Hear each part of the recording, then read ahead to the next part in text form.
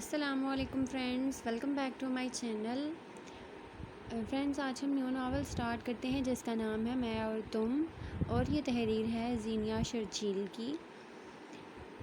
یہ ناول میرے ایک سبسکرائبر کی ریکویسٹ پہ پڑھا جا رہا ہے، تو آپ سب لوگ مجھے اپنے فیڈ بیک ضرور دیجیے گا کہ آپ کو یہ ناول کیسا لگ رہا ہے۔ جو بھی میرے چینل پہ نئے ہیں کائنڈلی چینل کو سبسکرائب کر دیں اور اپنے دوستوں کے ساتھ شیئر بھی کر دیں۔ اس نے اپنی زندگی کو کبھی اتنا سنجیدہ نہیں لیا تھا، صرف ہنسی مذاق میں اڑایا تھا، مگر آج اسے زندگی نے اس دہرائے پر لا کر کھڑا کیا تھا جہاں وہ اپنے لیے سنجیدہ اور فکر مند ہو گئی تھی۔ تھوڑی دیر پہلے اس کے بابا کے دوست اس کے سامنے اپنے ہاتھ جوڑ کر معافی مانگ کر گئے تھے۔ جو خبر انہوں نے اسے سنائی تھی ایک پل کے لیے وہ سناٹے میں آ چکی تھی، مگر یہ نازک وقت سوچنے سمجھنے یا غم منانے کا نہیں تھا۔ اسے جلد سے جلد اپنے لیے کوئی فیصلہ لینا تھا، اگر ایسا نہ کرتی تو وہ زندگی بھر پچھتاتی رہتی۔ ایک فیصلہ کرتی، وہ اپنا بھاری کام والا لہنگا دونوں ہاتھوں سے اٹھاتی کمرے سے باہر نکلے جہاں بہت سارے لوگوں کے سامنے اسے ایک اعلان کرنا تھا۔ یہ کیا مذاق کیا ہے تم نے؟ یہ تماشا دکھانے کے لیے تم نے پورے جہان کو اکٹھا کیا تھا؟ اپنے مرے ہوئے دوست کو دوستی کا پاس نہیں رکھ سکے تم؟ اب تم اس کی بیٹی کے لیے کسی طرح کے فیصلے کا حق نہیں رکھتے۔ میں اپنی بھتیجی کو اب اپنے ساتھ لے کر جاؤں گا۔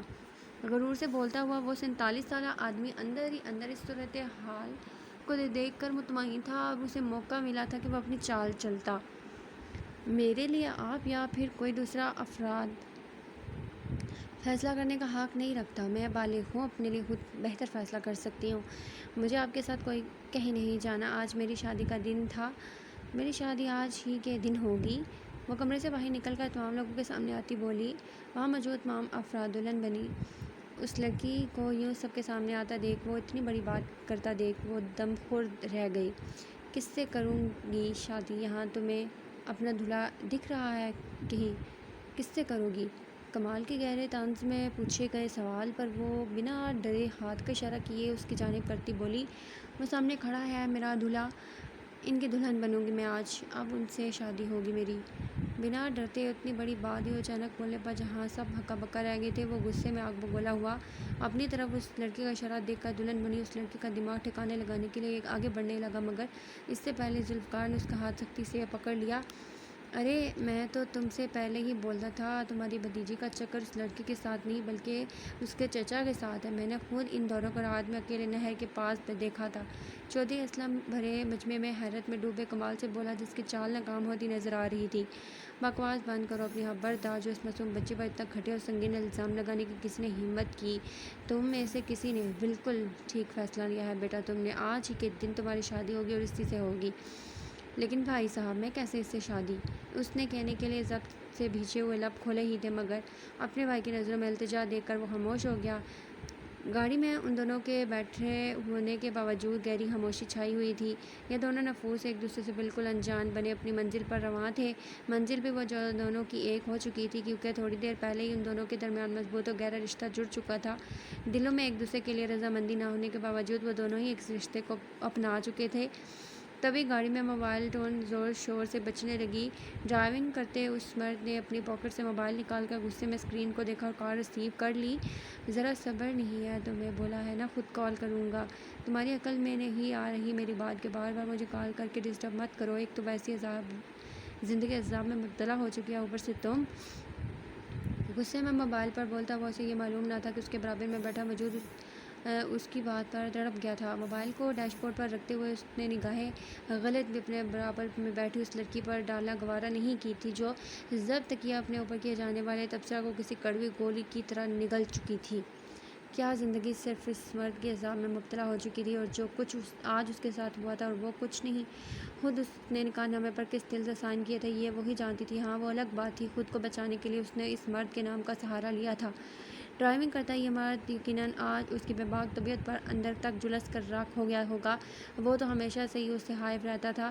آج بڑے مجمع میں جب اس نے اتنے سارے لوگوں کے سامنے شادی کے لیے اس مرد کا نام لیا تو لڑکی کے منہ سے ایسے فرمائش سن کر جہاں لوگوں میں کھلبلی مچ اٹھی تھی وہ بھی اس کی حرکت پر غصے میں بھڑک اٹھا تھا۔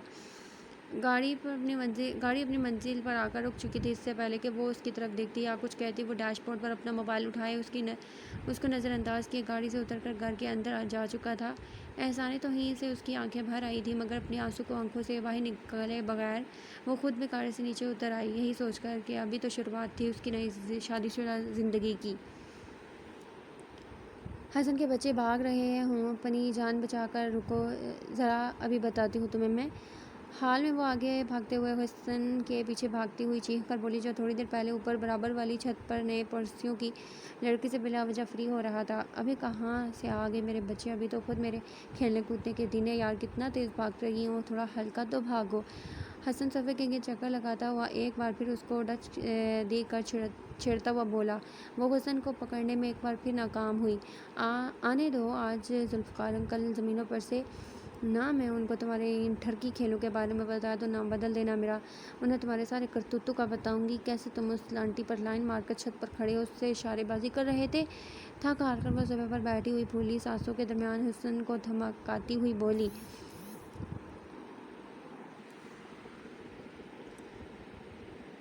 خدا کو خوف کرو یار، اس حسینہ کو تو تم نے آٹے سے تشبیہ دے دی۔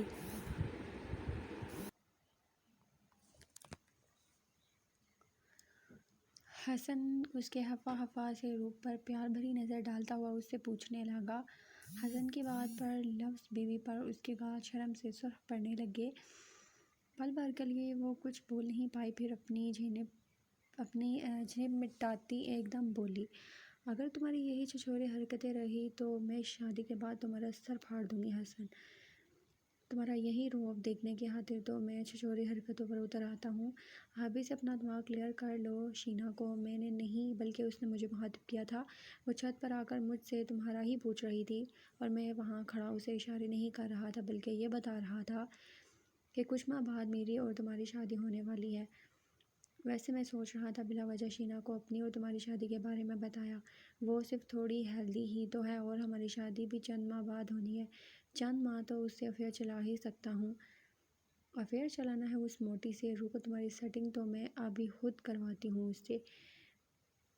وہ دوبارہ حسن کی بات سن کر غصے میں آتی صوفے سے اٹھ کر حسن کے پیچھے بھاگنے لگی۔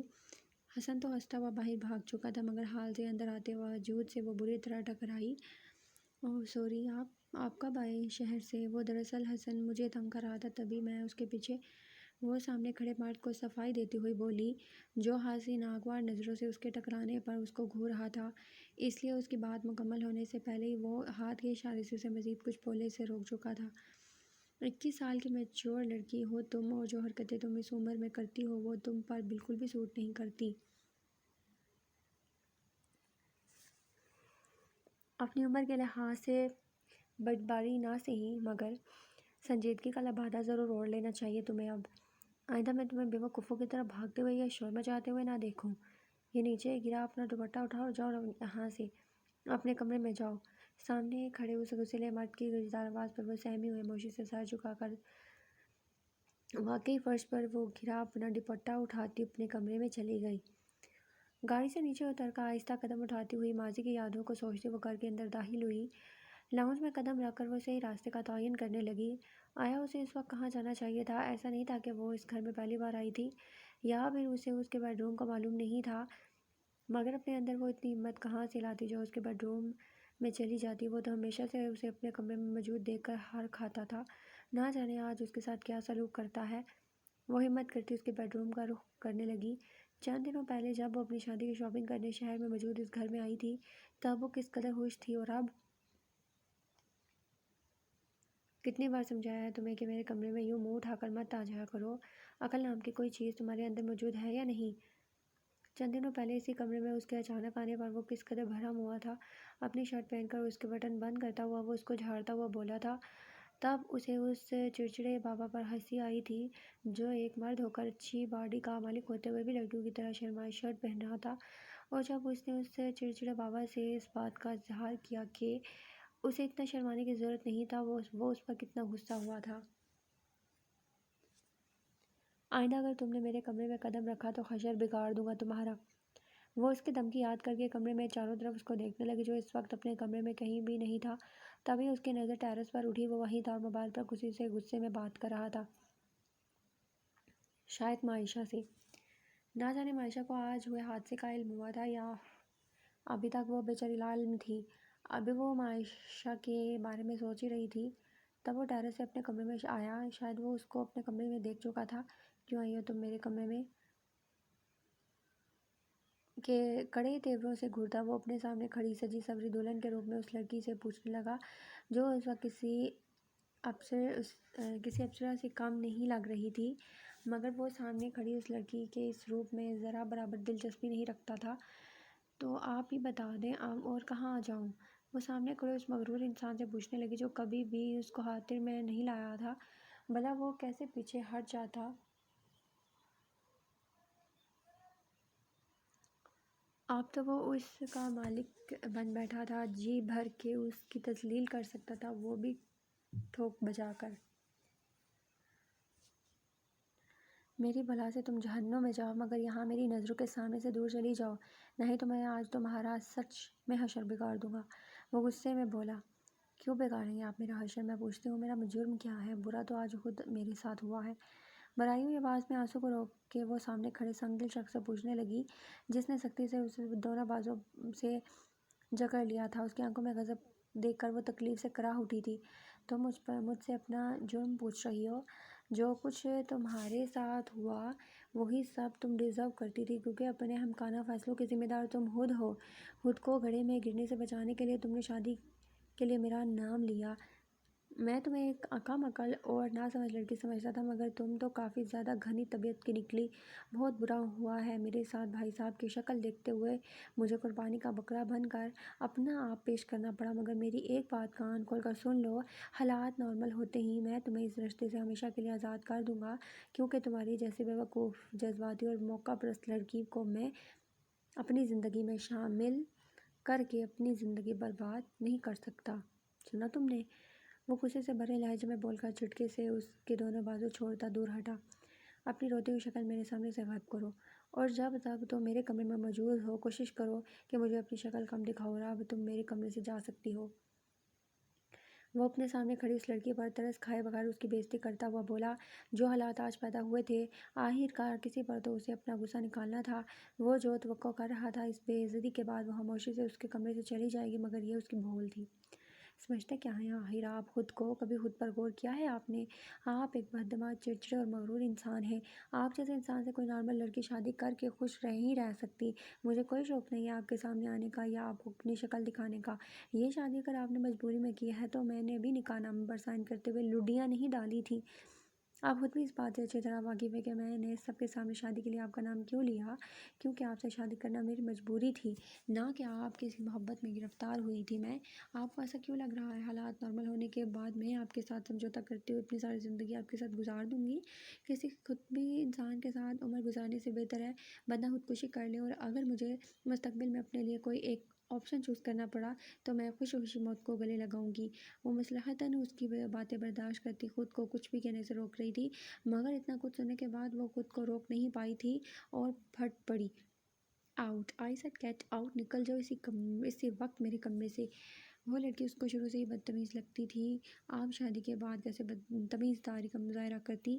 اس سے پہلے وہ اس لڑکی کی فضول قسم کی بکواس سن کر غصے میں آپے سے باہر ہوتا، اس لیے چیخ کر اسے اپنے کمرے سے نکل جانے کا حکم دیتا ہوا بولا۔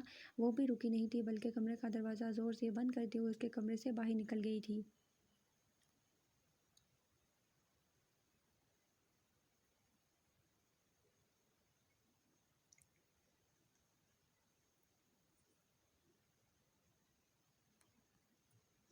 تمہارے چاچو جو مجھے کہیں سے بھی انسان نہیں لگتے بلکہ پورے کے پورے جن لگتے ہیں، جب دیکھو صرف آنکھ کے لیے بس غصے میں گھورتے ہی رہتے ہیں۔ بات تو ایسے کرتے ہیں جیسے ابھی نوالا بنا کر کچا چبا ڈالیں گے۔ غصے میں وہ حسن کے کمرے میں آتی ہوئی اس سے بولی، وہ اپنے موبائل پر اپنے دوست سے محض گفتگو تھا۔ اب کس وجہ سے ڈانٹ سن لی تم نے چاچو سے؟ حسن کا پھولا ہوا منہ دیکھ کر اس سے پوچھنے لگا، آج دوپہر میں ہی حیدر کے شہر سے آمد ہوئی تھی، بہت ممکن تھا وہ 2 دن بعد اسے اس کے چاچو کا شکوہ کر رہی تھی، مگر وہ رات کو حیدر کی شکایت لیے اس کے کمرے میں پہنچ گئی تھی۔ مجھے ڈانٹنے کے لیے انہیں کوئی وجہ ڈھونڈنے کی ضرورت نہیں۔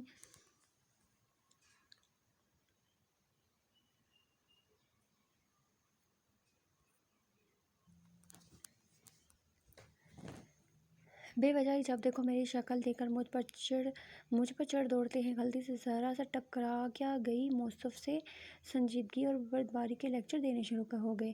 بھلا بتاؤ، خود میں تو کوئی سن 65 کی بوڑھی روح گھسی ہوئی ہے اور چاہتے ہیں کہ دوسرا بندہ بھی انہی کے جیسا ہو جائے۔ یہ کیسے باتیں کر رہی ہو ناتالیہ؟ یار چاچو کے بارے میں وہ مجھ سے عمر میں 8 سال 4 ماہ اور 5 دن بڑے ہیں۔ ان میں کہاں سے کوئی بوڑھی روح دکھ گئی تم کو؟ اور میرے سامنے چاچو کو یہ سب کیسے بول سکتی ہو؟ تم جانتی نہیں ہو اپنے چاچو مجھے کتنے عزیز ہیں، بالکل بابا کی طرح محبت کرتا ہوں میں ان سے۔ کوئی اور وقت ہوتا تو وہ ناتالیہ کو خوش کرنے کے لیے اس کے ہاں میں ہاں ملا دیتا، مگر حیدر کو اپنے کمرے کے دروازے پر کھڑا دیکھ کر وہ ناتالیہ کو آنکھیں دکھاتا ہوا کچھ اشاروں کی زبان سمجھا کر اسے چپ رہنے کا مشورہ دیتا ہوا بولا، ہاں ہاں بڑے عزیز ہیں۔ آج تک کسی لڑکی نے تو تمہارے سوتیلے چاچو کو اپنا عزیز رکھا نہیں۔ بندہ کی اچھی شکل اور صورت کا کیا فائدہ جب اس کی شکل پر ہر وقت 12 بجے ہوں۔ یہ اشارہ کیا کر رہے ہو؟ منہ سے بولو، مجھے تمہارے اشاروں کی زبان سمجھ میں نہیں آتی۔ یہ زبان تم اس موٹی شینا کو سمجھایا کرو۔ ناتالیہ حسن سے بولتی ہوئی جیسے ہی موڑی تو دروازے پر حیدر کو دیکھ کر اس کی زبان تالو سے چپک گئی، جبکہ حیدر اسے چھٹانک بھر کی لڑکی کی چلتی ہوئی زبان پر اس کو بری طرح گھورنے لگا۔ سوری چاچو، آج میں کتنا زیادہ بول گئی ہے نا، مجھے خود بھی نہیں پتہ چلا نا۔ حسن نے بتایا کہ دروازے پر آپ موجود ہیں، آپ بات سنیں، میں حسن کو اچھی طرح بتاؤں گی۔ ناتالیہ ہر جملہ بے حد آہستگی سے حسن کو آنکھیں دکھاتے ہوئی بولی، آپ ایسے کیوں دیکھ رہے ہیں مجھے؟ حسن بتاؤ نا چاچو کو وہ کتنے پیارے لگتے ہیں مجھے، میں نے تو ہمیشہ حسن سے آپ کی تعریف کیا، بتاؤ نا حسن چاچو کو میں ان کی تعریفوں میں کیا کیا بولتی ہوں۔ ناتالیہ ایک بار پھر حیدر کی نگاہوں کی سختی سے گھبرائی ہوئی بولی، تم سے کس نے کہا مجھے کسی لڑکی نے عزیز نہیں سمجھا؟ میرا اپنا ایک سٹینڈرڈ، اپنا معیار ہے، میں خود آج کل کی لڑکیوں کو خاطر میں نہیں لاتا۔ میرے نزدیک ایسی لڑکی کی حیثیت ذرا برابر نہیں جو مقابل سے اپنی عزت خود کروانا نہیں جانتی ہو۔ تم بھی نا یار، جو منہ میں آتا ہے بولتی چلی جاتی ہو۔ یہی رکو، پہلے چاچو کو منا کر آ جاؤ۔ حسن ناتالیہ کی رخ سے صورت دیکھ کر اسے بولتا ہوا اپنے کمرے سے باہر نکل گیا۔ یار چاچو رکے، میری بات تو سنیں۔ حسن حیدر کے پیچھے جاتا ہوا اس سے بولا۔ ذوالفقار نے جب ہوش سنبھالا تو شروع سے ہی اپنی ماں فاطمہ باپ آفاق کو دیکھا، جو دونوں ہی اس سے بے پناہ محبت کرتے تھے۔ ایک چھوٹے سے قصبے میں آفاق کی بڑی سی حویلی اور زمینیں تھیں۔ وہ دونوں اپنے اکلوتے بیٹے کے ساتھ خوشحال زندگی بسر کر رہے تھے۔ 12 سال کی عمر میں ذوالفقار پر یہ راز کھلا کہ فاطمہ اس کی سگی ماں نہیں تھی، اس کی ماں اس کو دنیا میں لانے کے بعد دم توڑ گئی تھی۔ سگی خالہ اس کی ماں بن کر اس کے باپ کی زندگی میں آئی تھی، مگر اس نے کبھی بھی ذوالفقار کو احساس نہیں ہونے دیا تھا کہ وہ اس کی سگی ماں نہیں۔ اور دوسری وجہ یہ بھی تھی کہ آفاق سے شادی کے اتنے سالوں تک فاطمہ کو اپنی اولاد نہیں ہو سکی تھی۔ جب ذوالفقار 17 سال کا تھا تب فاطمہ امید سے ہو گئی۔ اتنے سالوں بعد اس حویلی میں ان لوگوں نے کوئی خوشی کی خبر سنی تھی، مگر یہ خوشی کی خبر تب غم میں بدلی جب فاطمہ بھی اپنی بہن کی طرح حیدر کو پیدا کرنے کے بعد دنیا سے چلی گئی۔ تب حیدر کے ننھے منھے وجود کو ذوالفقار نے گلے سے لگایا۔ ذوالفقار کی زندگی میں جب روحی اس کی بیوی بن کر آئی تب اسے ذوالفقار کی زندگی میں حیدر کی اہمیت اور حیثیت معلوم ہوئی، کیونکہ روحی ایک سیدھی سادی نرم دل عورت تھی، اس لیے اس نے حیدر کی اچھی پرورش اور دیکھ بھال میں کوئی کسر نہیں چھوڑی۔ حسن کی پیدائش کے بعد بھی ذوالفقار اور روحی کے دل میں حیدر کی اہمیت اور حیثیت پہلے جیسی تھی۔ خود حیدر نے بھی ہمیشہ اپنے بڑے بھائی اور بھابھی کو ماں باپ کا ہی درجہ دیا تھا۔ حیدر کو شروع سے ہی اپنی زمینوں سے کوئی لگاؤ نہیں تھا۔ جب اس نے شہر میں تعلیم مکمل کی تب وہی جاب بھی کر لی جس پر ذوالفقار اور روحی نے اعتراض کیا، مگر حیدر کی خوشی اور مرضی پر وہ دونوں خاموش ہو گئے۔ لیکن جو روحی کا حرکت قلب بند ہونے کی وجہ سے انتقال ہوا، تب حیدر نے شہر میں گھر لے کر مستقل رہائش اختیار کر لی۔ حسن اور اس میں 8 سال کی عمر کا فرق تھا۔ اپنے بھتیجے سے محبت ہونے کے باوجود حیدر اپنے اور اس کے رشتے کو نظر میں رکھ کر ایک حد تک حسن کو خود سے بے تکلف ہونے کی اجازت دیتا تھا، مگر حسن کے منگیتر اور اپنے بڑے بھائی کے مرحوم دوست کی بیٹی ناتالیہ اسے بچپن سے ہی عجیب و غریب مخلوق لگتی تھی، جس کو حیدر نے شاید ہی کبھی سیریس دیکھا تھا۔ لو والی سے طبیعت رکھنے والی، ہر دم ہنسنے کھیلنے والی اس لڑکی کو حیدر نے تب زندگی میں پہلی بار روتے دیکھا جب ناتالیہ کے ماں باپ دونوں انتقال کر گئے تھے اور ناتالیہ کی ذمہ داری ذوالفقار کو سونپ گئے تھے۔ اس طرح ناتالیہ، جو پہلے کبھی کبھی اپنے ماں باپ کے ساتھ حویلی آیا کرتی، اب پچھلے 2 سالوں سے یہاں مستقل ہی مقیم تھی۔ ناتالیہ اور حسن ہم عمر ہونے کی وجہ سے شروع سے ہی اچھے دوست تھے اور اتفاق سے دونوں ہی ایک جیسی لاپرواہ طبیعت کے مالک تھے۔ چند ماہ پہلے حسن نے اسے بتایا تھا کہ وہ ناتالیہ سے محبت کرنے لگا ہے اور اس سے شادی کرنے کا ارادہ رکھتا ہے، مگر تب حیدر نے اس کی نیچر کی وجہ سے حسن کی بات کو سیریس نہیں لیا تھا۔ جب ذوالفقار نے اسے فون کر کے حسن اور ناتالیہ کے منگنی کی خبر سنائی اور شہر سے آنے کے لیے کہا، تب حیدر کو یقین آیا۔ اچھا تو آج تم نے قسم توڑ دی ہاں آنے کی، کب آمد ہوئی تمہاری شہر سے؟ ذوالفقار جو ناشتے کے ٹیبل پر برجمان تھا، حیدر کو ڈائننگ ہال میں دیکھتے ہوئے بولا، آپ شکوے شکایتوں کا دور چلانے نہیں بیٹھ جائیے گا، آپ کو خود بھی اندازہ ہے میری جاب کا میں مشکل سے ہی ٹائم نکال پاتا ہوں، اس لیے اتنی دور آنا مشکل ہو جاتا ہے۔ آپ کے بلاوے پر کل ہی آ گیا تھا، مگر مجھے بلا کر آپ خود زمینوں پر نکل گئے تھے۔